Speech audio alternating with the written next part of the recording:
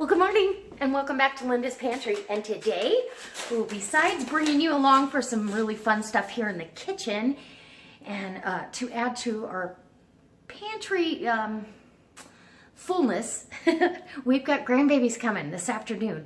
I'm getting ready to text him and let him know that I can start the process about 1 o'clock. So I've got to go to Costco. But when I get back, we're going to be doing another fermentation. I'm going to ferment tomatoes and basil and garlic.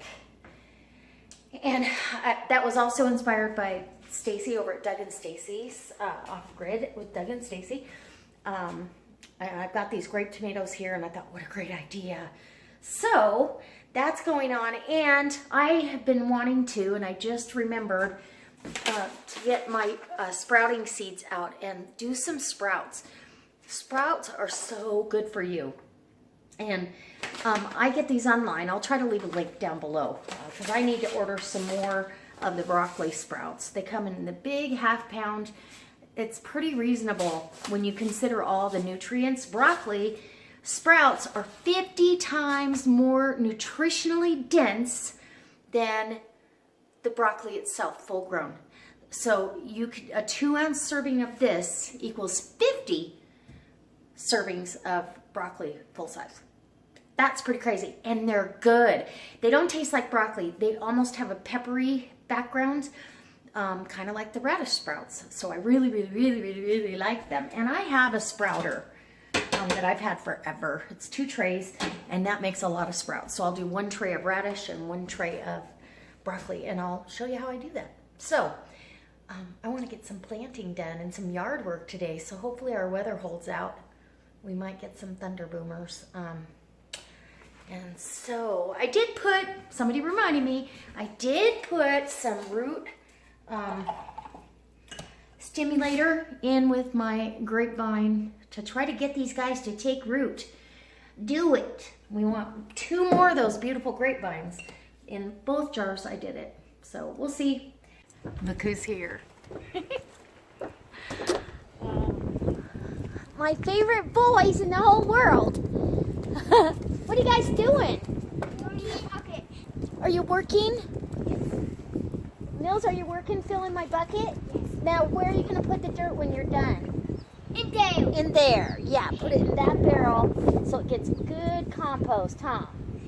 Yeah. And no sliding all that out. Oh, we don't want to make it too hard. If you push down too hard, then the carrots can't grow well. Because we're going to plant some carrots. Okay? And we got some potatoes we're going to plant. Did you know that? Yep. Okay. Oh, boy. We don't need help. Okay. They don't need my help. Those roots kind of in there. Yeah. That's okay. Do a good job. And we don't dig them. Okay. You guys are doing a good job. I'm going to go in and cut watermelon, okay? I don't want to. You don't want watermelon? No, I don't want it. Okay, well, Papa Mike does. I want watermelon. They're so cute. Anyway, we're going to get some gardening done, but I'm going to cut up the watermelon, and then I'll come out and help them. Looks like we have rain showers on its way. We felt a couple raindrops, but we'll take advantage of outside while it's nice. And I'm opening the windows because we don't need air on. Get some fresh air in here. And cut up some watermelon that I got at Costco. And their daddy's at work and Mama went to work so she could get her books done. And okay, I have a huge watermelon. I'm going to cut that all up. And then I also have these beautiful strawberries that I got from Costco. So, I guess I'm going to get to cracking. I got tomato plants I need to put out with the other tomato plants. And go ahead and open up some windows. So, we'll be back. Oh, guys, these boys could not wait to go outside and work with the wheelbarrow. So, and now Mills has a little wheelbarrow too. All right. Oh, Mills is taking to riding his bike. Forget this work stuff. It's so cute. Okay, so we're back and we are fermenting again. And then we're gonna get to starting our sprouts. So, fermenting. And like I said, this was inspired by Stacy over at Doug and Stacy's Off Grid with Doug and Stacy. And so she said to puncture your tomatoes. So we're gonna ferment grape tomatoes with basil, and I'm adding red onion and garlic. And so, all done? Yeah. Okay, good. Take the whole plate. Oh my gosh, you're kidding. You saved some for us? Just put it on the counter, baby. Okay. That's good, thank you. Don't fall asleep. Okay, so Mills is taking a nap. Griffin's taking a break because he worked hard outside. So get a layer of tomatoes down. I'm gonna put a couple pieces of garlic in there. This is gonna be so good. And some basil, whole big old leaves of basil, and a little bit of onion, red onion. If you've never had fermented red onion, it's delicious. Now you could use green onion as well, kind of like what you do when you do kimchi. And anyways, I'm probably going to do a couple quarts of this because I know for a fact I could sit and eat this in 1 quart in probably 2 days. I love tomatoes and I love red onion and garlic and basil, and so. And I'm puncturing the tomato all the way through. That way the brine can get inside and penetrate that tomato. Yum. So we got some stuff done outside. We got all the grow mulch. I did that big raised bed where my Dutch oven pit, I covered that. And that grow mulch has turkey manure, all kinds of great things for your soil. So it's going to feed the soil as well. And I did, Griffin and I did the area where the old rhubarb plant was. And hopefully the 2 new ones will enjoy their, lots of basil. Lots of onion. I love red onion. And boy, they're proud of them in the store, aren't they? They are so proud. Okay. And that's all there is to it. And in this jar, I have my filtered water with 2 teaspoons. This is about 3/4 of a quart, and 2 teaspoons of sea salt in that. And that's going to be plenty to brine this. And get this done. Let me pause you while I finish. Okay, so I'm only going to do 1 jar. I don't have enough for 2. This held quite a bit, and look how beautiful. It's gorgeous with the basil and the tomatoes. And go ahead and push it down and get it packed in there pretty good. I did add another teaspoon of salt to this brine. I felt like it needed it. It should be about 2 teaspoons of salt per cup of water. So anyways, that's going to preserve it and help it ferment. And so we want the liquid to cover the vegetables. So push down, and that'll help get any air pockets out. And now they're going to want to float. So take your basil leaves, and this is how I'm doing it, and tuck them into the shoulder of the jar and around the tomatoes. On top here, we're going to put a good layer of basil. And then I've got a BPA-free Tatler lid that I'm going to put on here, and that's holding everything down. And by tomorrow, this will have slumped down some. You go ahead and get that held down. You can put a weight on top of this, and I might do that just to keep it. Let me figure out what weight I'm going to use. It needs to be something, I don't want anything metallic in here. You know, if I had those little glass stones, that would be perfect. But I don't know that I have any.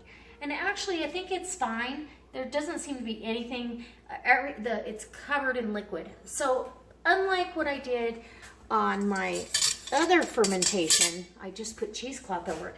I'm gonna go ahead and put a flat and a ring on here, and then I'll burp it every day. Sorry. I keep extras right there in my KitchenAid mixing bowl.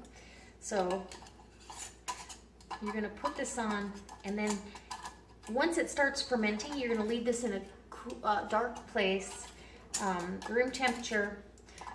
Once it starts, what you're going to do is, it's just gorgeous. You're going to go in every day and just barely, very slowly twist that so it can release the air, and you'll hear it go psh. Yeah, so that's what's going on. And then 3 to 5 days from now, we've got fermented tomatoes, basil, onions, and garlic. Oh my, how healthy is that? And have this on your plate right next to your main dish and your salad, and delicious. So the rest of these tomatoes and this basil is going in our salad tonight. I've got that organic romaine. I've got some baby spinach. I'm going to put that in there.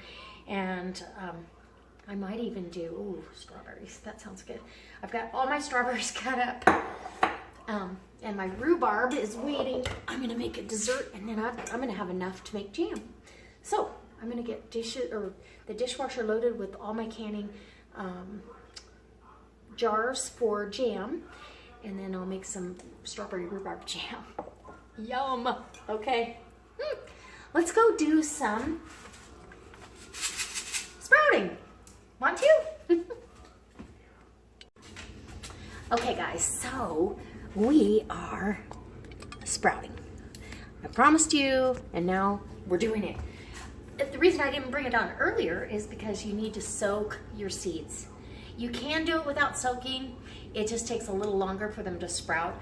And it takes that coating that's on the seeds naturally that prevents them from sprouting early, or early germination. And also it helps for better digestion. There's a whole plethora of reasons why you should soak seeds, nuts, all that. And I'm going to bring a video along inspired by my daughter-in-law of why you should soak and dehydrate nuts. What? My son could not stand nuts because they tasted bitter to me, or to him. That was that coating that's on there, and it's it slips my mind, but when I do the video, I'll write it down. The coating that's on the nut that makes it taste bitter. Now, I do taste it, but I don't mind it on walnuts. Anyway, this is a delicious way to eat nuts and get rid of that coating. It helps in digestion. It helps in, you're not going to get that stomach ache. It's a great thing all the way around. So back to sprouting. Squirrel!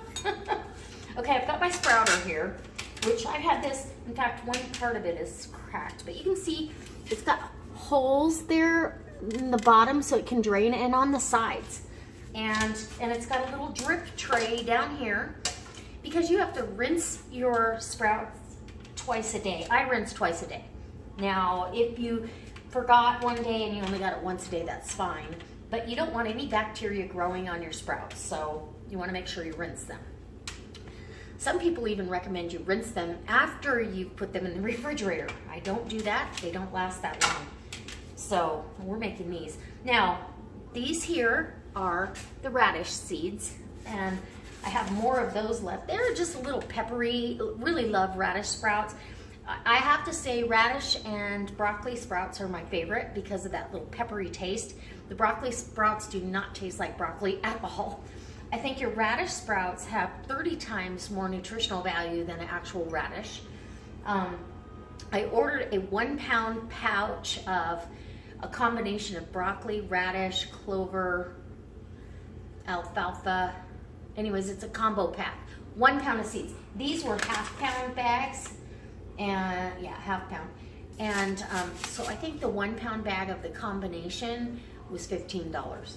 So I'll leave a link down below. Then you get a little peppery, a little sweet. You get a combination of flavors. So if you're used to the alfalfa and you're not sure if you like the peppery taste, you got it. I've got a bowl here. I'm going to go ahead. My bottom tray is going to be the radishes. Now you can do this in a mason jar, and I've done that. If I want different kinds of sprouts coming up, you can take a mason jar. Hold on 1 second. And it's super easy. you need to get, these are gonna have to be put, this shields it from the sunlight, but this would have to be put in a dark place. So what you wanna do is you would put your sprouts in there, and you would have cheesecloth over the top, and then your ring. And then that way you're able to rinse it really well and drain it every day, and then shake it back up. And it, two tablespoons, which is what is in each of these, would fill a quart jar. So it'll fill these trays, which is about a quart of sprouts. So what I'm gonna do now that these have soaked all day, I'm gonna go ahead and I'm gonna actually put the radish seeds down here, let it drain into my bowl, which it has. And these seeds are kind of messy. My dishwasher's going, so sorry about the noise. I'm getting ready to can again. I'm going to make some rhubarb jam, rhubarb and strawberry. And in my little oven over here, I have a gluten-free, cholesterol friendly, even though there's sugar and all that, it's a treat. It's not, it's a sometimes food. I have a strawberry rhubarb crumble with an oatmeal topping, and yeah, Michael can have a little bit, not a lot. And he might not even have any. You know, he's pretty good at turning stuff down. Although I don't know that he ate healthy while he was gone today. Okay, so you spread them out as good as you can, and then that would go on my drain tray. This next one fits right on top, just like that. And these are the broccoli seeds, and these seeds, these sprouting seeds are tiny. It's really good for Nevada. Check it out. Can you hear it? It's coming down. And there's our area over there that we got all 3 bags of grow mulch. And then over here, I put a bag on that raised bed over there. All the tomato plants and peppers are getting a drink of water.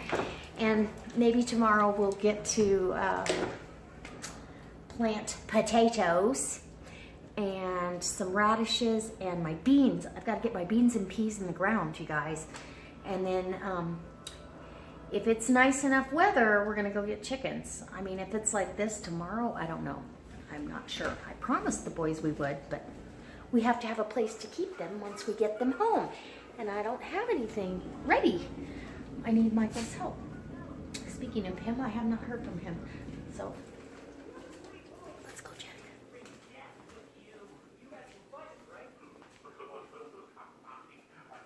Are you awake? He is awake. Are you awake, Mills? I see you. Hi. He just woke up. You gotta go potty? Huh? You tell me if you gotta go potty, okay? Okay. Aw, big Napperton. He's gonna sleep for a couple hours. All right, so I'm gonna close the blog out for the day and say thank you for stopping by. I love visiting with you guys and looking at all the chat that goes on. It makes me feel really good. And I can't wait to see you tomorrow for another delicious recipe like this one, maybe? This is super easy. I'm gonna give you the recipe right now. Mix 2/3 strawberry to, well, no, almost 50-50, but 2/3 strawberry to 1/3 rhubarb. And the strawberries are delicious. And then I add a 1/2 cup of sugar and cornstarch in that, so it gels up a little bit. And the cornstarch is about 2 to 3 tablespoons of cornstarch. Mix it with your sugar. Toss your fruit, and then top it with oatmeal. I had 2 cups of oatmeal, a stick of butter, 2 cups of oatmeal, and 1/2 cup of brown sugar, and a teaspoon of cinnamon. Done. Mix it all together, and that's your topping, and it's delicious. So, and it's a sometimes treat. All right, guys. Spring is here. See you tomorrow. Bye. Here's a shot of that rhubarb crumble, and it was delicious. Not too sweet at all. And here's Buddy before and after his haircut. And Buddy and his friend Roxy. She's got pink bows. Buddy was exhausted.